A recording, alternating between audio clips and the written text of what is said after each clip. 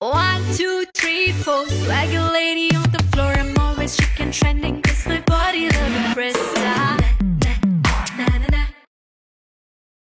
Honest வீட்டுக்கு வரியா? உனக்கு ஒன்றும் பிரச்சனை இல்லையா?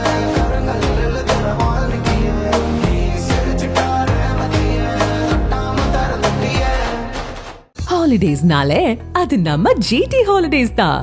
GT holidays, South India's #1 travel brand. You know you are special when you're with GT Holidays.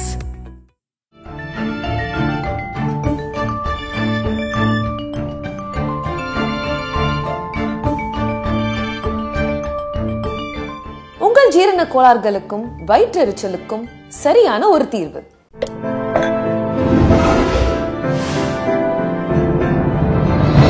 Sai with Chitra. இன்றைய சாய் வித் சித்ரா நிகழ்ச்சியில் இடம்பெறுகின்ற விருந்தினர் திரைப்பட தயாரிப்பாளரும் இயக்குனரும் நடிகருமான ஜே சதீஷ்குமார்.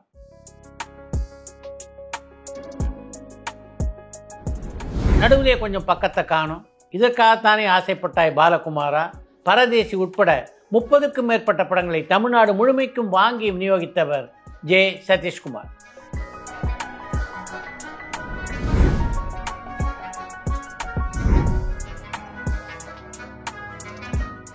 ராமின் இயக்கத்திலே உருவான தரமணி, வசந்தபாலனின் அநீதி, மாரி செல்வராயன் வாழை உட்பட பல திரைப்படங்களில் நடித்துள்ள ஜே சதீஷ்குமார் இன்றைக்கு ஃபயர் என்ற திரைப்படத்தின் மூலம் இயக்குனராக அடியெடுத்து வைத்துள்ளார். அவன் யாரையாவது லவ் பண்றான் சார், இவ்வளோ காஸ்ட்லியான கிஃப்ட் எனக்கு எதுக்கு சார்? திரைப்பட விநியோகஸ்தராகவும் தயாரிப்பாளராகவும் நடிகராகவும் இயக்குனராகவும் தான் பெற்ற அனுபவங்கள் பலவற்றை இந்த நேர்காணலிலே பகிர்ந்து கொண்டிருக்கிறார் சதீஷ்குமார்.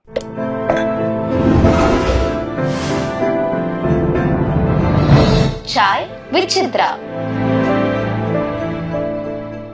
வணக்கம். வணக்கம் சார். ஜேஎஸ்கே யார்? ஜேஎஸ்கே என்னுடைய நிறுவனத்தோட பேர் அது ஜேஎஸ்கே. ஜே சதீஷ்குமார் பேரை தான் அப்படியும் சொல்லலாம். பட் ஆனால் என்னுடைய குடும்ப பேரே கிட்டத்தட்ட அம்மா பேர் ஜே சாந்தகுமாரி, அப்பா ஜோதிதுரை. ஸோ அந்த ஜேஎஸ்கேவை வந்து ஃபார்மேட் பண்ணி ஒரு லோகோ கிரியேட் பண்ணேன். என்னுடைய பேரும் அதுக்குள்ளேயே அடக்கம் இருக்கு. அப்படி வந்தது தான் ஜேஎஸ்கே. திரைப்படத்துறையில் ஜேஎஸ்கே ஃபிலிம் கார்பரேஷன் நிறுவனம் சார்பாக நிறைய படங்கள் தொடர்ந்து தயாரித்து தேசிய விருதும் வாங்கியிருக்கேன். எந்த காலகட்டத்தில் சினிமாக்குள்ளே வரணும்னு தோணிச்சு உங்களுக்கு? நான் காலேஜ் முடித்தோடனே வந்து சினிமாவுக்கு வரணும்னு வந்தால் தான் சார். அப்போவே வந்து நான் நிறைய நடிக்கணும்னு வந்தால் தான் 93 வந்து நிறைய சீரியல்ஸ் நடிச்சுக்கிட்டு இருந்தேன்.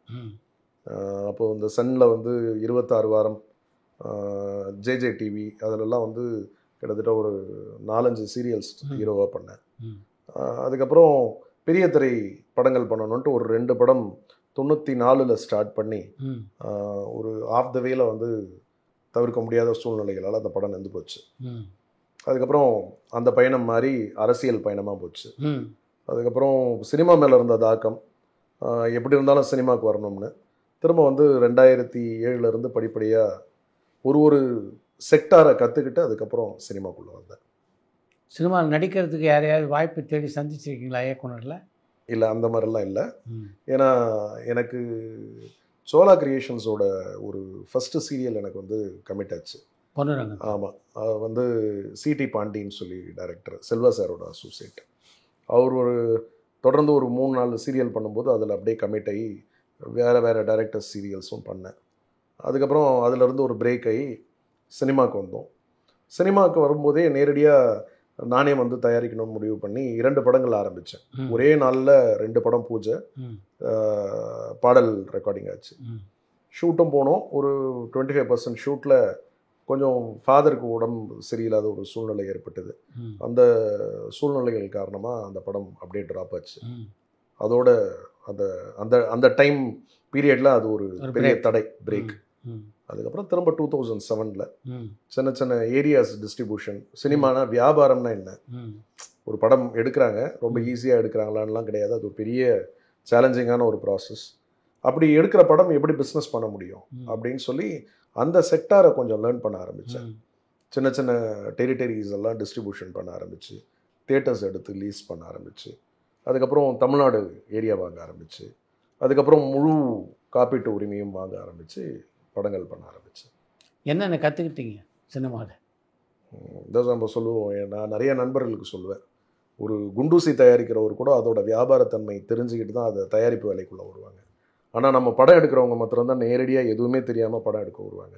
ஸோ ஒரு படம் எடுத்தால் அதை எப்படி லிக்விடேட் பண்ண முடியும், அதில் நமக்கு எப்படி வருவாய் வரும், எந்தெந்த வழிவகையில் வருவாய் வரும்ன்றது முதல்ல தெரிஞ்சுக்கணும்.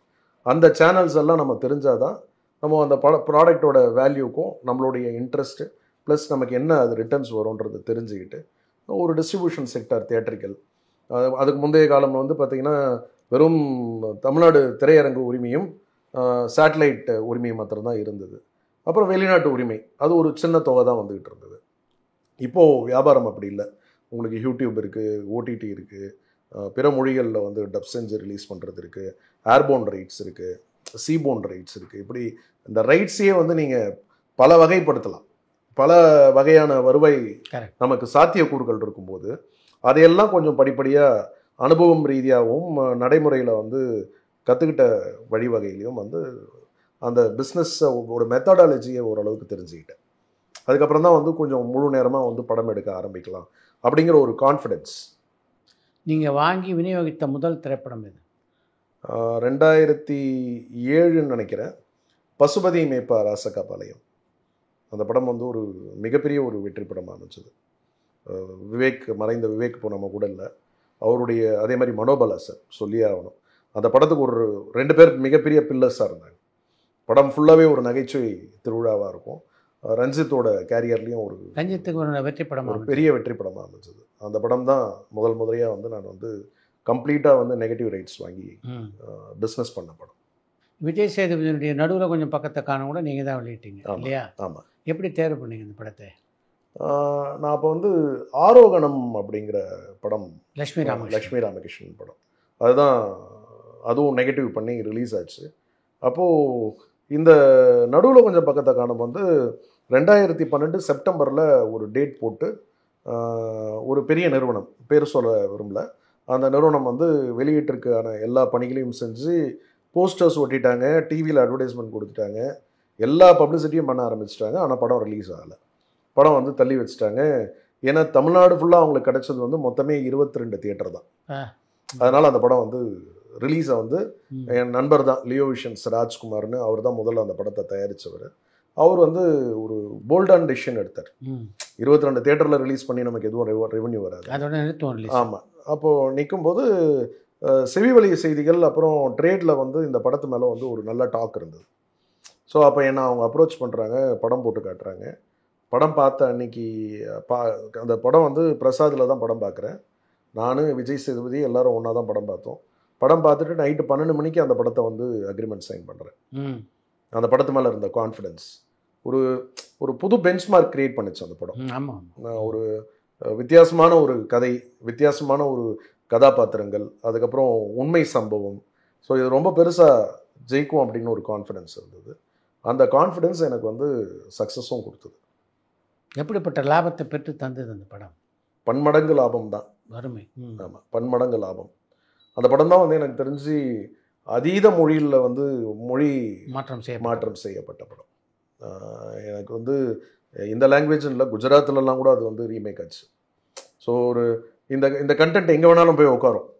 அது பேக்ரவுண்ட் வந்து ஒரு கிரிக்கெட் இருக்குது, அதுக்கப்புறம் ஒரு ரியல் இன்சிடென்ட், அது எங்கே போனாலும் அது ஒரு அந்த ஜானர் வந்து சக்ஸஸ் தான். அந்த வகையில் ஒரு பெரிய லாபத்தை கொடுத்த படம். இப்போ நடுவில் கொஞ்சம் பக்கத்தை காண வந்து ஒரு நகைச்சுவை கலந்த ஒரு எமோஷனல் படம், அதுக்கு அப்படியே கான்ட்ராஸ்டான படம் பரதேசி. அந்த படத்தையும் நீங்கள் விநியோகம் பண்ணீங்க. ஆமாம். எப்படி? பாலா சாரை வந்து அவருடைய உறவினர் மூலயமா நான் சந்திக்கிறேன். எப்போன்னா நடுவில் கொஞ்சம் பக்கத்தை காணம் வந்து ஒரு பெரிய வெற்றி. அந்த வெற்றி விழாவுக்கு வந்து நான் அவரை வந்து கூப்பிடணுன்னு ஒரு குறிப்பிட்ட டைரக்டர்ஸ் மாத்திரம்தான் வந்து ஒரு பெஞ்ச்மார்க் டைரக்டர்ஸாக இருக்காங்க. ஸோ அவங்கள வந்து அப்ரோச் பண்ணணும் போது அவருடைய ரிலேட்டிவ் மூலயமா போய் அப்ரோச் பண்ணுறேன்.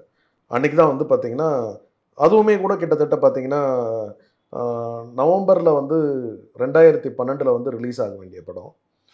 பல காரணங்களால் வந்து அந்த படமும் வந்து ரிலீஸ் தள்ளி போகுது. இந்த நம்ம 80 ஃபீட் ரோட்டில் பார்த்திங்கன்னா பெர்மனெண்ட்டாக அதோட இந்த லக்ஷ்மண் ஸ்ருதிக்கு ஏற்ற மாதிரி இருக்கும். அந்த ஒரு போர்டில் அந்த படம் இருந்துகிட்டே இருக்கும். என்னடா இது, சரி இந்த படம் சாரை ஒரு ட்ரெய்லர் பார்க்கலாமான்னு கேட்கலான்னா அவரே எனக்கு வந்து ட்ரெய்லர் போட்டு காமிச்சார். சும்மா பாருங்கள் அப்படின்னாரு. பார்த்தோன்னே அது மேலே ஒரு ஈர்ப்பு இருந்தது. ரொம்ப ஒரு குவாலிட்டியான சொல்லப்பட வேண்டிய ஒரு கதை. சரி, அதாவது வந்து கலையில் மாத்திரம்தான் வந்து ஒரே ஒரு ஜானரை மாத்திரம் நம்பி நம்ம சினிமாக்குள்ளே பயணம் பண்ண முடியாது. அதில் இருக்கிற எல்லா வேரியேஷன்ஸையும் பார்க்கணுன்னு ஒரு இன்ட்ரெஸ்ட்டு. அப்புறம் அந்த பாலான்ற ஒரு மிகப்பெரிய இயக்குனர், அவர் படம் நம்ம பண்ணுறோம் அப்படின்றது நமக்கான ஒரு பாக்கியம். அதுக்கப்புறம் அந்த நேரத்தில் நம்ம பேனருக்கு அது ஒரு பெரிய படம், நம்ம மேலே ஒரு அட்டென்ஷன், அதுக்கப்புறம் ஒரு நம்ம பேனருக்கான ஒரு பப்ளிசிட்டி எல்லாமே இருக்குது. ஸோ அதில் ஒரு சின்ன சுயநலமும் இருந்தது. அந்த படம் பண்ணேன். அந்த படம் எதிர்பார்த்த பெரிய வெற்றி இல்லைனாலும் வந்து விமர்சன ரீதியாக நல்ல ஒரு படமாக இருந்தது. வசூல் ரீதியாக எனக்கு கொஞ்சம் சில சிக்கல்களை ஏற்படுத்தின ஒரு படம் தான் அது. நான் எதிர்பார்த்த அந்த நான் நடுவில் கொஞ்சம் பக்கத்த காலத்தில் பார்த்த லாபம் அப்படிங்கிறது இதில் இல்லை. பட் நல்ல படம் பண்ணோம் அப்படிங்கிற ஒரு திருப்தி. எப்படி இருந்தது பாலாவோட அந்த வியாபார சம்மந்தமாக பேசி? இல்லை, பாலா அப்படின்னாலே எல்லாரும் அவர் மேலே வந்து ஒரு இம்ப்ரெஷன் வச்சுருப்பாங்க. ரொம்ப வந்து ஒரு கடுமையான ஆளாக இருப்பார், அவர் கூட பழகிறது ரொம்ப கஷ்டம்னு. அதெல்லாம் இனியும் இல்லை. இந்த நிமிடம் வரை எங்களுக்குள்ள ஒரு நல்ல உறவு. நான் எதிர்பார்த்ததை விட வந்து ரொம்ப ஒத்துழைப்பு கொடுத்தார். இப்போ உதாரணத்துக்கு சொன்னீங்கன்னா, அந்த படம் வந்து நவம்பரில் வந்து 2012 ஒரு டிசைன் இருந்திருக்கும். நான் சொன்ன அதே 80 ஃபீட் ரோடில் அந்த பேனரில் பார்த்தீங்கன்னா ஒரு ட்ரையாக இருக்கும் பேக்ரவுண்டு. நான் படம் பண்ணும்போது அவர்கிட்ட ஒரு 2-3 விஷயங்கள் சஜஷன் சொன்னேன். சார், எனக்கு டிசைன் வந்து கொஞ்சம் பர்மிட் பண்ணிங்கன்னா கொஞ்சம் இம்ப்ரூவ் பண்ணி கொஞ்சம் பண்ணுறேன், அதுவும் வித் யுவர் பர்மிஷன் அப்படின்னு. அதுக்கெல்லாம் அவர் வந்து சரின்னார். அதே மாதிரி சில சின்ன சின்ன நமக்கு பட்ட, அதாவது ஒரு விநியோகஸ்தரா ஒரு வியாபாரியா என் அபிப்பிராயங்கள்னு ஒன்று இருக்கும் இல்லையா, அந்த படம் பார்த்து அந்த அபிப்பிராயங்களெல்லாம் சொல்லும்போது அதையெல்லாம் வந்து செவி கொடுத்து கேட்டு அதெல்லாம் வந்து அக்செப்ட் பண்ணார். அக்செப்ட் பண்ணி அதை மாடிஃபையும் பண்ணி கொடுத்தார். அந்த வகையில் வந்து ரொம்ப ஒரு தரமான மனிதர். நம்ம வந்து பழகிறதுக்கு ரொம்ப இனிமையானவர் அவர். அந்த படம் வந்து ரொம்ப, அதாவது இப்போ என் பேனர் படங்கள் எடுத்தால் அதில் வந்து ஒரு 20-24 படங்கள் பண்ணியிருக்கேன்னா அதில் அதுக்குன்னு ஒரு தனி இடம் இருக்கக்கூடிய படம் வந்து பரதேசி. அந்த மாதிரி ஒரு பெஞ்ச்மார்க் எனக்கு கிரியேட் பண்ண ஒரு படம். நீங்கள் விநியோகம் பண்ண படங்களில் உங்களுக்கு நிறைவேற்ற அந்த படங்கள்னு வேறு எந்தெந்த படங்களை சொல்லலாம்? அதாவது கலைத்தாயோட ஒரு மிகப்பெரிய பிளெஸ்ஸிங் தான் சொல்லுவேன். நான் பண்ண படங்கள் ஒன்று ஒரு செக்மெண்ட் ஆஃப் ஃபிலிம்ஸாக பண்ணேன். வேரியேஷன்ஸ் வந்து நிறைய வேரியேஷன்ஸ். நீங்கள் பசுபதி ராசகபாளையம் எடுத்துக்கோங்க, அதுக்கப்புறம் வேலுபிரபாகரன் காதல் கதை எடுத்தீங்கன்னா அது ஒரு ஜானரில் இருக்கும். அது ஒரு பெரிய வெற்றி படம். ஆமாம், மிகப்பெரிய வெற்றி படம். அதுக்கப்புறம் நடுவில் கொஞ்சம் பக்கத்தை காணும், தங்க மீன்கள் தேசிய விருதை எனக்கு வாங்கி கொடுத்தது, ராமன் ஒரு நல்ல ஒரு சகோதரனை கொடுத்தது. அதுக்கப்புறம் பரதேசி, இதற்கு தான் ஆசைப்பட்டாயா பாலகுமாரா, மதையானை கூட்டம், ரம்மி, ஒரு கண்ணி 3 களவாணிகள், இப்படி சொல்லிக்கிட்டே போகலாம். 4 போலீஸும் நல்லா இருந்த ஊரும், தரமணி, வேரியேஷன்ஸ் நிறையா இருந்தது. அதனால் ஒன்று ஒரு ஜானர் படங்கள் எனக்கு.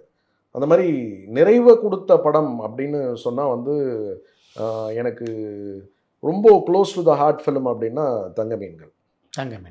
ஆமாம், ஒரு அப்பா மகள் உறவுக்கான ஒரு அருமையான ஒரு படம் அது.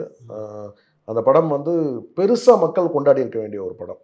அது இன்றைக்கி வந்து பார்த்திங்கன்னா ஓடிடிலையும் சேட்டலைட்லேயும், எனக்கு தெரிஞ்சு சேட்டலைட்டில் நம்ம அந்த ரேட்டிங் சொல்லுவாங்க இல்லையா, சேனல் ரேட்டிங்ஸ், அதில் பெரிய வருவாயை ஈட்டி கொடுத்த படம் வந்து தங்க மீன்கள். சன்னில் தான் அந்த உரிமை இருக்குது. அதே மாதிரி அதுக்கப்புறம் இப்போவும் நிறைய ஸ்கூல்ஸில் வந்து அந்த படங்கள் வந்து ரிப்பீட்டில் வந்து போட்டு நிறைய பசங்களுக்கு எஜுகேஷன் சம்மந்தப்பட்ட விஷயமும் அதில் இருக்கும். அப்புறம் அப்பா மகள் உறவுக்காக அது அந்த பாச போராட்டம் வந்து அதுக்கு ஒரு தனி சிறப்பு இருக்குது அந்த படம். அது ரொம்ப க்ளோஸ் டு த ஹார்ட் அப்படின்னு சொல்லலாம். பெரிய மனநிறைவை கொடுத்த படம்.